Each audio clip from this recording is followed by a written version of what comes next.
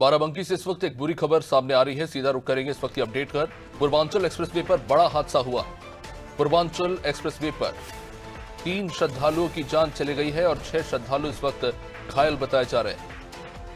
बताया जा रहा है कि जो ड्राइवर था उसे नींद की झपकी लगी, जिसके चलते ये हादसा हुआ। ट्रैवलर गाड़ी सड़क किनारे खड़ी एक बस से जा टकराई और 3 लोगों की मौके पर ही मौत हो गई।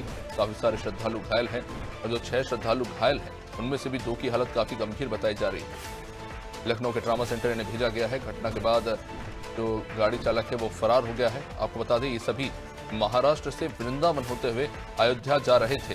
लोनी कटरा क्षेत्र के पूर्वांचल एक्सप्रेसवे पर यह दुर्भाग्यपूर्ण हादसा हुआ।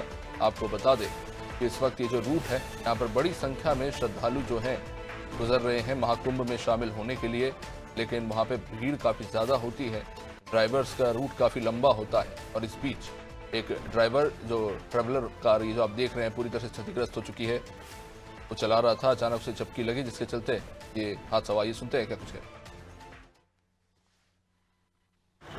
एक्सप्रेसवे पे एक दुखद हादसा हुआ है। एक बस जो छत्तीसगढ़ से वृंदावन होकर के जा रही थी अयोध्या के रास्ते में खराब हो गई, साइड में करके लोग उसको बना रहे थे।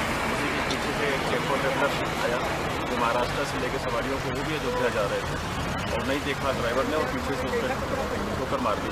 जो पीछे बैठे टेम्पो ट्रैवलर था उसके 3 लोगों की मौके पर ही मृत्यु हो गई है और एक अस्पताल में जाने के बाद मृत्यु हो गई है। 4 लोगों को टेम्पो ट्रैवलर्स जो यहाँ से हटाया गया, यातायात सुचारू रूप से है। जो पैसेंजर्स हैं उनको दूसरी गाड़ियों से भिजवाया जा रहा है और जो बस खराब है उसको करवाया जा रहा है मौके पर। यहाँ पे यातायात की सामान्य लेकिन दुखद घटना हुई। ये तस्वीरें हम आपको दिखा रहे हैं। बहुत ही दुर्भाग्यपूर्ण यह हादसा। सभी श्रद्धालु महाराष्ट्र से वृंदावन से होते हुए महाकुंभ जा रहे थे शामिल होने के लिए। सड़क किनारे एक ट्रैवलर बस खड़ी थी और इसी से ये वाहन जो है टकरा गया। तो ड्राइवर को नींद की झपकी आ गई।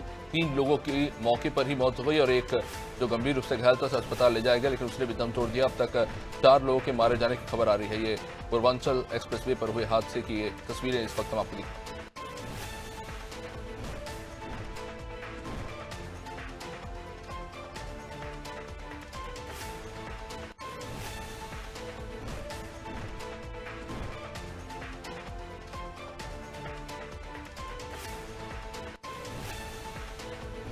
नीतीश इस खबर में हमारे साथ इस वक्त जुड़ चुके हैं। नीतीश, बड़ी संख्या में लोग पहुंच रहे हैं और हम ये भी देख रहे हैं कि एक के बाद एक लगातार हादसे भी यहां पर हो रहे हैं। इस हादसे को लेकर इस वक्त क्या कुछ अपडेट है आपके पास? क्या कारण निकल के सामने आ रहा है? जो घायल हुए हैं उनकी क्या स्थिति है?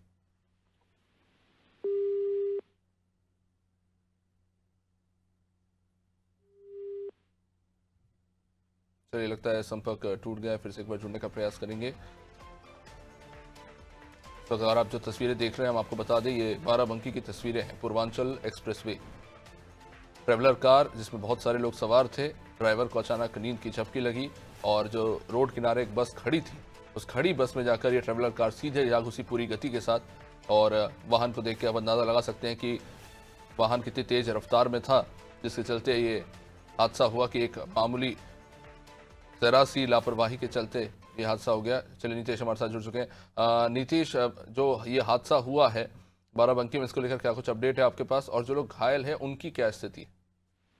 देखिए, बिल्कुल अभिषेक, आपको बता दें कि पूर्वांचल एक्सप्रेस वे पड़ता है बाराबंकी में, वहीं पर भीषण सड़क हादसा हुआ। उसमें 3 श्रद्धालुओं की मौत हो गई, 6 घायल बताया जा रहा है। जो अभी तक प्रारंभिक जांच निकल कर आ रही है उसके हिसाब से ये बात पता चल रही है कि जो ड्राइवर था उसको नींद की झपकी आने से हादसा हुआ है और एक अनियंत्रित ट्रैवलर जो है गाड़ी सड़क के किनारे खड़ी बस थी उससे टकरा गई है। और इसमें जो 2 गंभीर हैं, 2 ऐसे सीरियस इंजर्ड हैं जिनको लखनऊ ट्रामा सेंटर भेजा गया है।